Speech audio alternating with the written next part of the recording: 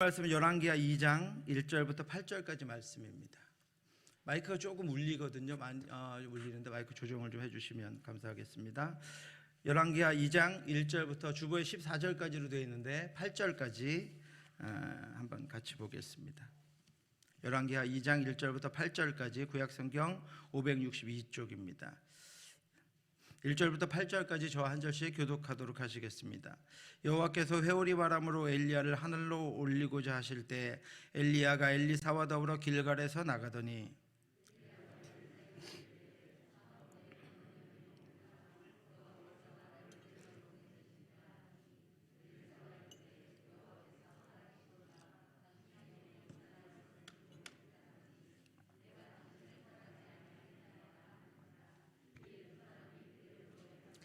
베델에 있는 선지자의 제자들이 엘리사에게로 나와 그에게 이르되 여호와께서 오늘 당신의 선생을 당신의 머리 위로 데려가실 줄을 아시나이까 하니 이르되 나도 또한 아노니 너희는 잠잠하라 하니라.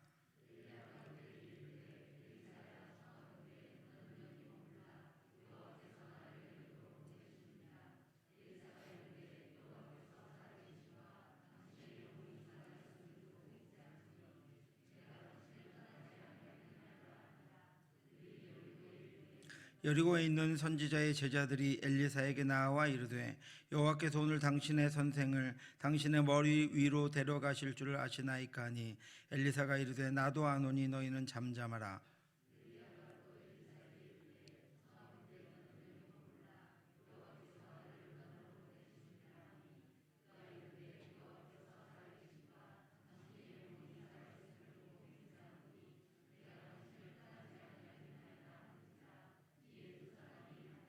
선지자의 제자 50명이 가서 멀리 서서 바라보매 그 두 사람이 요단가에 서 있더니 엘리야가 겉옷을 가지고 말아 물을 치매 물이 이리저리 갈라지고 두 사람이 마른 땅 위로 건너더라. 제가 전에 한번 말씀드린 적이 있는 것 같은데 사람의 심장은 1분에 60번에서 70번 정도, 그리고 하루에 약 10만 번 정도, 사람이 70년 정도 산다라고 하면 약 26억 번 정도 수축하고 팽창한다고 합니다. 심장이 한번 뛸 때마다 약 80ml의 혈액을 온몸으로 흘려보냅니다. 하루에 약 8,000리터의 피를 온몸으로 흘려보내는 것입니다. 1년이면 약 292만 리터, 대형 유조차 100대 분량을 우리 심장이 우리 피를 곳곳으로 흘려보냅니다. 이것이 우리 몸 안에 있는 주먹만한 심장이 하는 일입니다. 그런데 더 대단한 것은 이 심장은 단 한 번도 멈추지 않고 우리 안에서 계속해서 쉬지 않고 뛰고 있다라고 하는 것입니다. 심장이 쉬지 않고 뛰고 있어서 우리가 생명을 유지하며 이 땅을 살아갈 수가 있습니다. 그런데 우리는 그 누구도 우리 안에서 쉬지도 못하고 뛰고 있는 심장을 인식하지도 못한 채 살아갑니다. 그럼에도 불구하고 심장은 지금 이 순간에도 쉼없이 일하며 우리의 생명을 유지할 뿐 아니라 우리 몸의 기능들을 유지하는 일을 하고 있습니다. 그런데 우리 중 누구도 자신의 심장을 유지하기 위해서 기여한 것이 하나도 없습니다. 기여할 수도 없습니다. 왜냐하면 우리의 심장을 뛰게 하시는 분은 하나님이시기 때문입니다.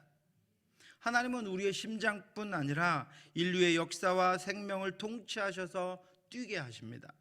온 인류의 운행을 하나님만이 계획하시고 하나님만이 아시고 하나님만이 시작하셨다가 하나님만이 마치십니다. 온 우주의 통치자이신 하나님께서 우리의 심장을 여전히 그 자리에서 뛰게 하시고 정하신 시간에 멈추게 하심으로 그가 정하신 때까지 우리를 그가 보내신 곳에 있게 하시는 것입니다. 그러므로 우리의 역할은 하나님의 위대한 역사, 영원하신 하나님의 역사의 한 부분, 우리를 보내시고 있게 하신 곳에서 하나님이 마치실 때까지 그 영원한 사역, 영원하신 은혜가 쉬지 않고 피를 공급하는 심장과 같이 계속해서 뛰면서 끊이지 않고 이어지게 하는 것입니다. 사랑하는 성도 여러분, 우리는 영원하신 하나님의 자녀입니다. 비록 이 땅에서 우리의 시간은 단회적일지라도 하나님은 이 단회적인 우리의 삶을 통해서 영원을 이루어 가시는 것입니다. 오늘도 저와 여러분들을 통해 하나님의 은혜의 역사가 지속적으로 진행되고 예수 그리스도께서 다시 오실 그날까지 우리를 통해서 계속될 수 있기를 주님의 이름으로 축원합니다. 이스라엘 역사를 우리가 계속해서 지금 살펴보고 있는데요. 여로보암으로부터 시작된 북이스라엘의 왕들과 르호보암으로부터 시작된 남유다의 왕들은 몇 명의 왕을 제외하고는 하나님의 말씀을 어기고 멸망을 향해서 달려갔습니다. 그 중에는 겨우 이름만 남기고 사라진 왕들도 있었고, 북이스라엘의 여로보암은 22년간, 바하사는 24년간 악행만 저지르고 사라졌습니다. 예후는 28년간 악행을 제거하기도 했지만 우상을 섬기기도 했습니다. 남유다의 왕들 중에서 41년을 통치한 아사는 아람 왕을, 하나님을 의지하지 않고 아람 왕을 의지했고, 40년을 통치한 요아스는 성전을 수리하는 일을 하기도 했지만 성전의 기물을 아람에게 예물로 바치기도 했던 그런 왕이었습니다. 55년을 통치했던 므낫세는 그가 섬기는 우상 몰렉으로 말미암아 자식을 제물로 제사하는 신인 제사를 남유다에서 드리도록 그렇게 했습니다.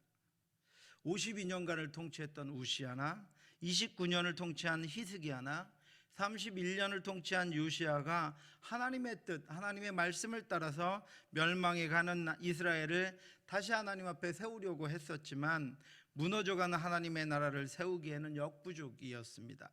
그래서 이스라엘은 멸망을 향하여 점점 나아갑니다. 북이스라엘의 멸망은 열왕기하 17장 6절에 기록되어 있고, 남유다의 멸망은 역대하 39장 19절부터 21절에 이렇게 기록되어 있습니다. 또 하나님의 전을 불사르며 예루살렘 성벽을 헐며 그들의 모든 궁실을 불사르며 그들의 모든 귀한 그릇들을 부수고 칼에서 살아남은 자를 그가 바벨론으로 사로잡아가며 무리가 거기서 갈대아 왕과 그의 자손의 노예가 되어 바사곡이 통치할 때까지 이르니라. 이에 토지가 황폐하여 땅에 안식년을 누림같이 안식하여 70년을 지냈으니 여호와께서 예레미야의 입으로 하신 말씀이 이루어졌더라. 비참한 멸망을 맞이하게 됩니다. 당시의 역사는 이처럼 멸망을 향해 가는 역사였습니다. 내리막길의 역사였습니다. 회복이 불가능한 역사였습니다. 모두가 한결같이 멸망을 향해서 달려가고 있었습니다. 그래서 예레미야 선지자는 종일 울었습니다. 울면서 기록한 성경이 예레미야 애가입니다. 이사야 선지자는 회개를 촉구했지만 돌아올 줄 모르는 백성들의 죽음의 웃음소리만 거리에 가득했습니다. 그럼에도 불구하고 하나님은 서둘러서 이스라엘의 멸망을 마무리하지 않으셨습니다. 급히 심장을 멈추게 하지 않으셨다라고 하는 것입니다. 열왕기서와 역대기의 곳곳에서 우리는 엘리야의 이야기를 듣기도 하고 사르밧 과부의 이야기를 듣기도 하고 갈멜산의 승리의 이야기를 듣기도 하고 나아만 장군이 병을 고친 이야기를 듣기도 하고 수넴 여인의 이야기, 여호야다가 개혁했던 이야기, 히스기야가 기도했던 기도의 소리, 요시야의 종교개혁의 이야기를 듣습니다. 왜 그럴까요? 주님 오실 때까지는 하나님의 역사가 계속해서 진행되고 있기 때문입니다. 어두운 세상일수록 하나님의 말씀이 더 들려져야 하고 악한 시대일수록 하나님을 향한 경배와 기도가 끊이지 않고 하나님의 전으로 올려져야 하기 때문입니다. 하나님이 아합의 시대에도 엘리야와 7,000명을 남겨두신 것처럼 오늘도 주가 오실 때까지 우리의 심장을 뛰게 하시는 것처럼 이 땅의 역사를 하나님의 은혜의 역사로 하나님께서 이끌고 가시며 그 마무리는 주께서 다시 오셔서 하실 것이기 때문입니다. 하나님의 은혜의 역사가 멈추기 전까지 우리의 사명은 멈추지 않습니다. 예수 그리스도가 다시 오실 때까지 믿는 우리들의 사역은 계속될 것입니다. 이 땅에 하나님이 보내신 이들의 심장이 곳곳에서 강하게 요동칠 것입니다. 우리의 예배와 섬김이 지속됩니다. 우리의 교제와 기도가 끊이지 않습니다. 하나님이 우리에게 주신 사명과 사역은 하나님이 우리의 심장을 멈추게 하실 때까지 지속됩니다. 하나님은 그렇게 이 땅에 유한한 우리들을 통해서 영원을 만들어 가시고 영원을 이루어 가시는 것입니다. 그것이 우리에게 오늘도 심장이 뛰게 하시는 이유입니다. 사랑하는 성도 여러분, 아직도 심장이 뛰고 계십니까? 그렇다면 멈추지 마시기 바랍니다. 더 이상 머뭇거리지 마시기 바랍니다. 우리에게 심장이 뛰고 있다면 사명이 남아있는 것입니다. 우리의 심장이 뛰고 있다면 하나님이 일하고 계신 것입니다. 어린아이들은 어린대로, 젊은이들은 젊은대로, 우리 노인들은 노인대로 심장이 뛰고 있다면 살아서 아직 할 일이 남아있는 것입니다. 여러분, 그 일을 감당하시기 바랍니다. 그래서 영원으로 나아가시기 바랍니다. 하나님의 사명, 그가 주신 사역과 연결되는 순간 우리는 더 이상 유한한 존재가 아니라 하나님 안에서 영원하신 하나님과 연결된 존재입니다. 그러므로 하나님이 마치게 하실 때까지 열심히 우리 뛰는 심장만큼 뛰면서 하나님이 주신 사역을 감당하는 저와 여러분들 되시기를 주님의 이름으로 축원합니다. 여러분, 그렇다면 어떻게 유한한 우리가 이 땅에서 영원하신 하나님의 역사를 감당할 수 있습니까? 오늘 본문이 그 방법을 보여주고 있습니다. 이 땅에서 하나님의 영원한 역사를 이루어가는 방법은 하나님을 아는 것입니다. 그 방법 중에 하나로 성경을 보면 하나님은 성경의 곳곳에 지명을 통해서 하나님을 우리가 기억하고 알아가서 그 알아간 하나님을 모시고 섬기며 이 땅을 살아가도록 하셨습니다. 심장이 머물지 않은 채 하늘로 들려 올라간 엘리야가 어떤 곳들을 지나서 하늘로 승천했는가 하는 것을 보면 영원과 연결된 약속의 장소, 은혜의 장소들을 우리가 만날 수 있습니다. 오늘 본문에는 네 곳의 장소가 등장합니다. 첫 번째는 1절에 길갈이라고 하는 곳이 등장합니다. 두 번째는 3절에 베델이라고 하는 것이 등장합니다. 세 번째는 4절에 여리고가 등장합니다. 네 번째는 7절에 요단이 등장합니다. 이 네 장소를 한번 살펴보겠습니다. 1절입니다. 여호와께서 회오리 바람으로 엘리야를 하늘로 올리고자 하실 때 엘리야가 엘리사와 더불어 길갈에서 나가더니, 엘리야는 이제 곧 이 땅의 사역을 마치고 하늘로 올라갑니다. 그는 죽지 않고 승천했습니다. 하나님께서 그를 너무나도 사랑하셔서 그의 심장이 뛰는 채로 하늘로 데리고 올라가십니다. 아마 하나님을 향해서 그의 심장이 너무나도 강력하게 뛰고 있어서 그의 심장을 멈추실 수가 없어서 그러신 것이 아닌가 하는 생각을 하게도 됩니다. 이 엘리야가 엘리사와 함께 길갈이라고 하는 곳에서 나왔습니다. 엘리야가 승천하기 전에 머물렀던 곳은 길갈이라고 하는 곳인데, 길갈은 시작의 땅입니다. 이스라엘 백성들이 애굽에서 나올 때 그들 앞에 홍해가 있었기 때문에 하나님은 홍해를 갈라주셨습니다. 그리고 그들이 광야를 지나서 가나안에 들어갈 때 그 앞에 요단강이 막고 있었기 때문에 하나님께서 요단강을 말려주셨습니다. 그래서 이스라엘 백성들은 그 어떤 자연 환경에도 영향을 받지 않고 그것들을 뛰어넘어서 약속의 땅으로 들어갔습니다. 하나님이 요단강에서 말씀하신 것이 무엇입니까? 하나님께서 이 요단강에서 자연 현상들이 하나님의 백성들의 가는 길을 막지 못할 것임을 말씀해 주고 계신 것입니다. 이스라엘 백성들은 요단을 건너와서 길갈에 진을 칩니다. 여호수아 4장 19절 이하는 그때의 이야기를 우리에게 전해주고 있습니다. 첫째 달 10일에 백성이 요단에서 올라와 여리고 동쪽 경계 길갈에 진침해 여호수아가 요단에서 가져온 그 12돌을 길갈에 세우고 요단강 중심에서 지파별로 하나씩 12개의 돌을 가져다가 길갈에 세웁니다. 그 이유는 이것 때문입니다. 너희의 하나님 여호와께서 요단물을 너희 앞에서 마르게 하사 너희를 건너가게 하신 것이 너희의 하나님 여호와께서 우리 앞에 홍해를 말리시고 우리를 건너가게 하심과 같았나니, 이는 땅의 모든 백성에게 여호와의 손이 강하신 것을 알게 하며 너희가 너희 하나님 여호와를 항상 경외하게 하려 하심이라 하라.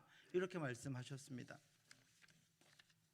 길갈은 가나안 땅에 들어간 이스라엘 백성들이 요단강에서 가지고 온 12개의 돌을 세우고 여호와 하나님의 손이 강하신 것과 하나님의 백성은 항상 능력의 하나님을 경외해야 한다라고 하는 것을 기억하게 하는 장소가 바로 길갈이라고 하는 장소입니다. 이스라엘 백성들은 광야를 걸을 때도 그랬지만 이제 가나안에 정착한 후에도 여전히 자신들이 섬기고 있는 그 땅, 새롭게 도착한 그 가나안 땅에서의 그 어떤 것보다도 하나님은 강하신 분이다. 그리고 자신들이 살아갈 그 땅의 그 어떤 것들이 변할지라도 하나님만을 경외하는 것을 잊지 말아야 하는 하나님의 백성임을 기억하며 살아가야 하기 때문에 길갈에 12돌을 세우게 하신 것입니다.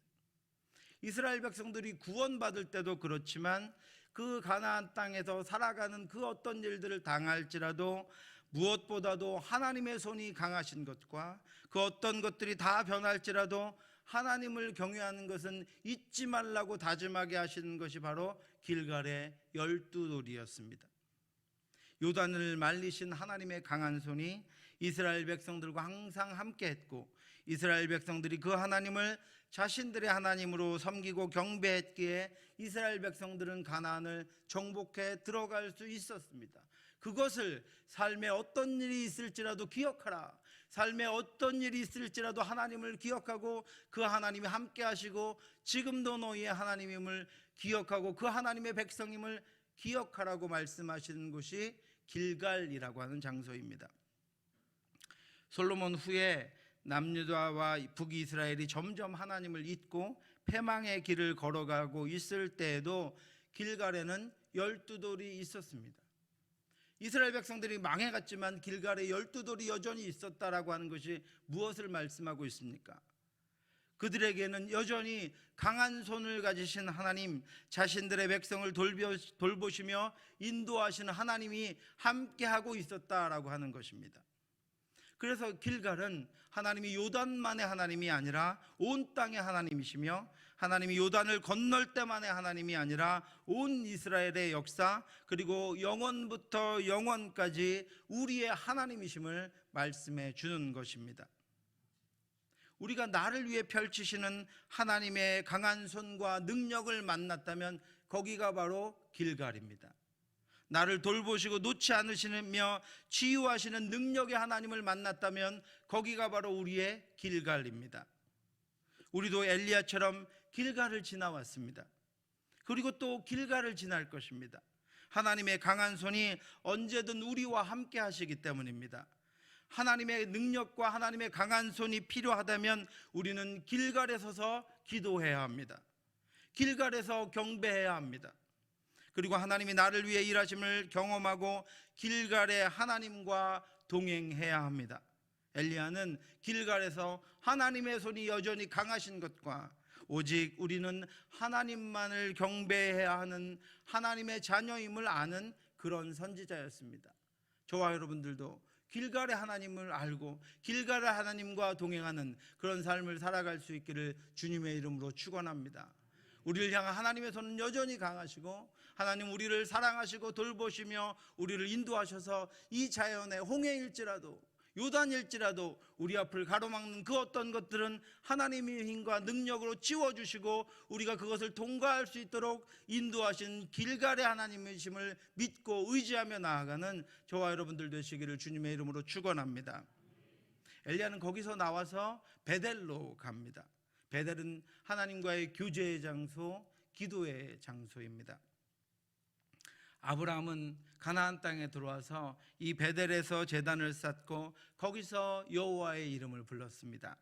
하나님이 거기서 아브라함에게 나타나셨기 때문입니다. 여호와께서 아브라함에게 나타나 이르시되 내가 이 땅을 내 자손에게 주리라 하신지라. 자기에게 나타나신 여호와께 그가 그곳에서 제단을 쌓고 거기서 베델 동쪽 산으로 옮겨 장막을 치니 서쪽은 베델이요 동쪽은 아이라. 그가 그곳에서 여호와께 제단을 쌓고 여호와의 이름을 부르더니. 아브라함뿐 아니라 야곱은 베델에서 하나님과의 친밀한 교제를 나누었습니다.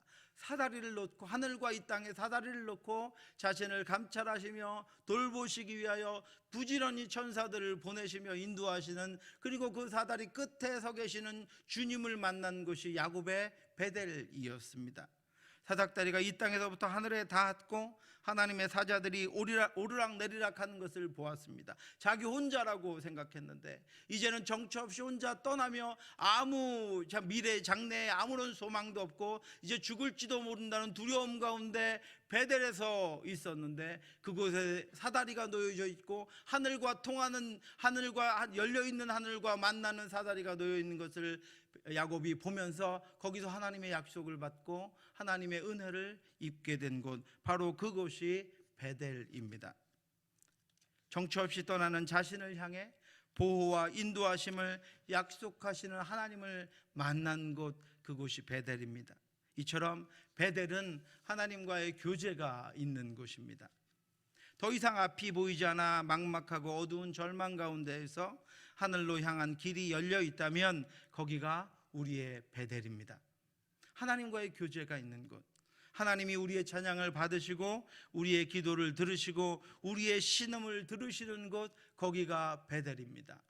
그리고 나 혼자 있다고 여겨지는 곳, 나 혼자 외롭다고 여겨지는 곳, 홀로 남았다고 여겨지는 곳, 그곳이 우리의 베델입니다. 이스라엘이 멸망해 가는 가운데에도 하나님은 엘리야를 통해서 베델을 기억하게 하십니다. 그리고 하늘이 열려 있음을 알게 하십니다. 엘리야는 하나님의 강한 손과 그를 경외하는 자가 살 것을 기억하게 하시는 길갈과 하나님과의 온전한 교제, 하늘이 열려 그곳에 닿아 있는 사닥다리가 존재하는 베델에서 사역했습니다. 그리고 엘리야는 베델에서 제자들을 키웠습니다. 하나님과의 교제가 있는 베델에서 다음 세대들이 자라게 했습니다. 우리의 가정이 베델입니다. 우리의 교제가 베델입니다. 우리 교회가 베델입니다.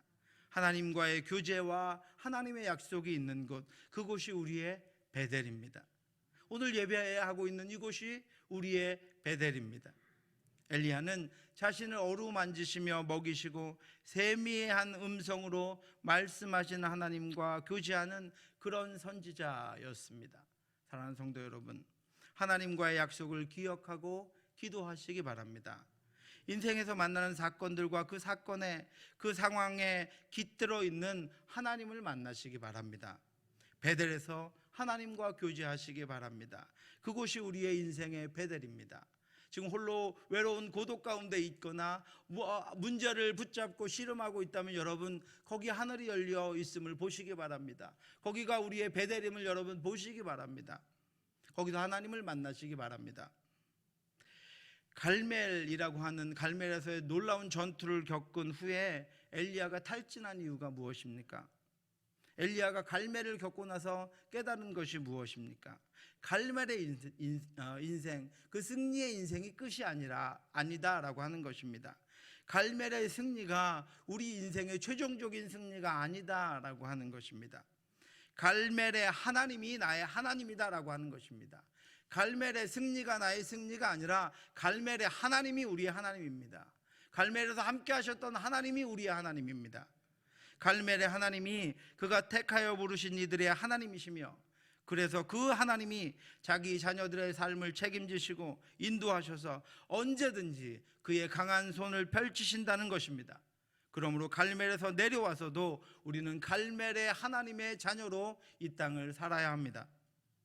여러분, 예배 때만이 아니라, 기도 때만이 아니라 직장 생활에서도, 가정 생활에서도, 사업장에서도 갈멜의 하나님의 능력을 사용해서 강하고 담대하게 살고, 그가 나의 하나님이신 것과 내가 그의 종인 것과 오늘 내가 지금 하는 이 일들이 하나님의 말씀대로 행하는 것임을 너희로 알게 하겠다라고 하는 믿음으로 살고, 어디서든 하나님의 은혜를 발견하고 기쁨으로 뛰고 감격하며 뜨거운 마음으로 살고 갈멜의 하나님과 함께 살아야 한다라고 하는 것을 알게 하신 것이 엘리야에게 경험하신 바로 그 능력의 경험이었던 것입니다.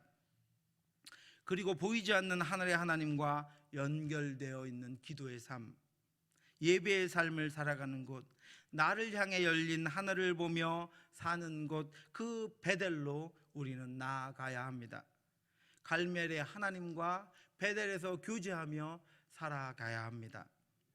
갈멜의 하나님, 그 능력의 하나님과 오늘 베델이라고 하는 저와 여러분들의 삶의 현장에서 함께 살아가는 저와 여러분들 되시기를 주님의 이름으로 축원합니다.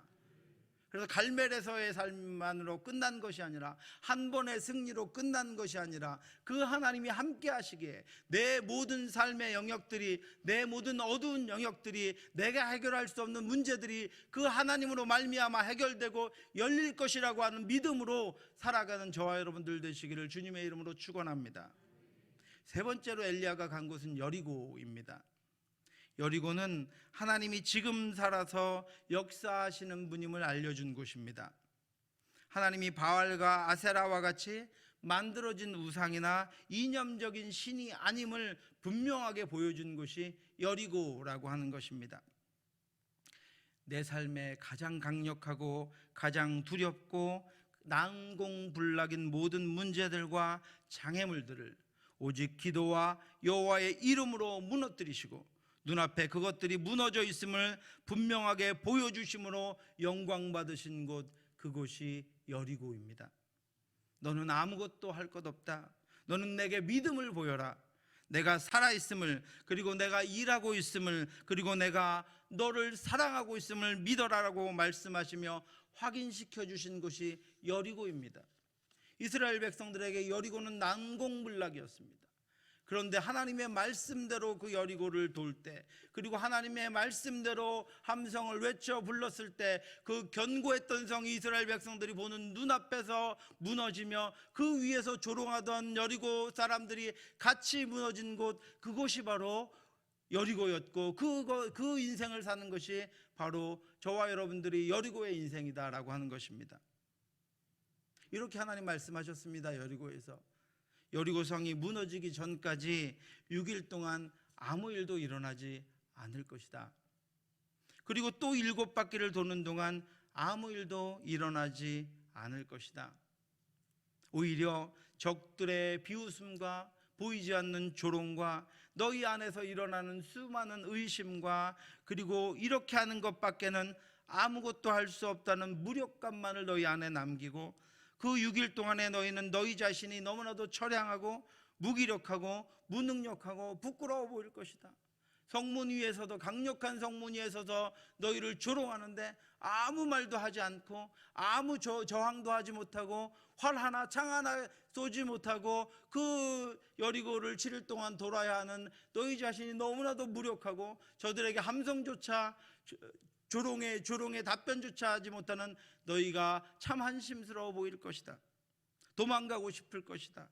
다시 애굽으로 돌아가고 싶을 것이다. 그러나 내가 명령한 그때 소리쳐라. 세상을 향해, 장벽을 향해, 무너지지 않고 내 앞에 버티고 있는 그것들을 향해 소리 질러라.